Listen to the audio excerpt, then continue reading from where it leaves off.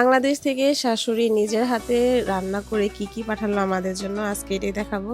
আমার শাশুড়ি অনেক অসুস্থ ছিল, সাডেনলি অসুস্থ হয়ে যায়। তো আমার হাজব্যান্ড একদম ইমার্জেন্সিতে একদিনের মধ্যে টিকিট কেটে বাংলাদেশ চলে যায়। তো উনি আজকে আসছে মালয়েশিয়াতে, আজকে বাংলাদেশের শবে বরাত। এই জন্য আমার শাশুড়ি চালের রুটি আর হালুয়া বানিয়ে দিচ্ছে আমাদের জন্য, যেহেতু বাংলাদেশে শবে বরাতে এগুলা করা হয়।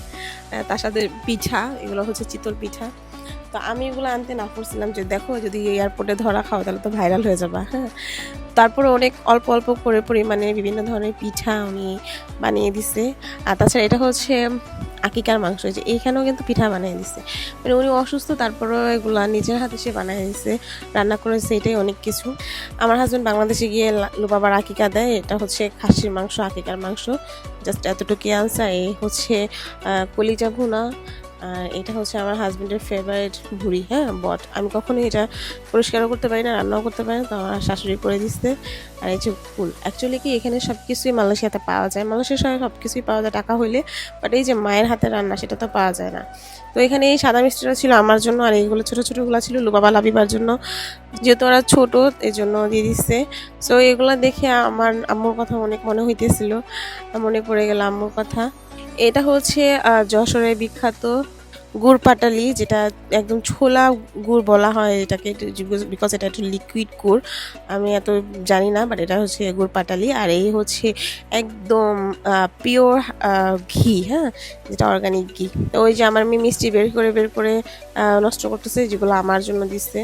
অনেক মিস করতেছিলাম আম্মুর কথা। আম্মু যখন বাংলাদেশ থেকে কেউ আসতো, সবার হাতে আম্মু নিজের হাতে রান্না করে সবার কাছে দিয়ে দিত, হ্যাঁ, আমাদের ভাই বোনদের জন্য। এখন আম্মু নাই, লাস্ট 2 বছর কোনো রান্না করা খাবার বাংলাদেশ থেকে আসে না আমাদের জন্য। তো আমার শাশুড়ি এখনো আছে বলে আমাদের জন্য এগুলো করে পাঠাইছে। A pure honey, organic honey, no doubt here, একদম গাছের হানি। আর এই আচারটার কথা বলি, যখন লুবাবা আমি কনসেপ্ট করি, আমি বাংলাদেশ গেছিলাম আর আমি অনেকদিন যশোরে ছিলাম, তখন আমি এরকম শুকনো আচার খাইতাম, বিকজ আমার প্রচুর বমি হইতো। তা আমার শাশুড়ি মনে করছে আমি এখনো এই শুকনো আচার খাই, উনি শুকনো আচার দিয়ে দিছে। অনেকগুলো নাকি আচার কিনে আনছিল, তারপর আমার হাজবেন্ড বলছে না এখন আর আচার খায় না, এতগুলা দিও না। তো এই 2টা জোর করে দিয়ে দিছে। এছাড়া আমার শাশুড়ি নিজের হাতে এই কাঁথাগুলা সেলাই করে রাখছে আমাদের জন্য। সবসময় উনি কাঁথা সেলাই করে রাখে, আমাদেরকে দিয়ে দেয়। আমার হাজব্যান্ড সবসময় আমার শাশুড়ির দেয়া কাঁথার গায়ে দিয়ে ঘুমায়। আর এছাড়া লুবাবা লাবিবার জন্য ইন্টেলিজেন্ট বুকস, অনেক ধরনের গেমস টেমসও দিয়ে দিছে। তারপর আবার এটা দিয়ে দিছে যেন তার ছেলেরা আমি পিঠা রান্না করে খাওয়াই। দেখেন, বাংলাদেশ থেকে কাজ দিয়ে দিছে, চিতল পিঠা বানানোর জন্য এটা দিয়ে দিছে।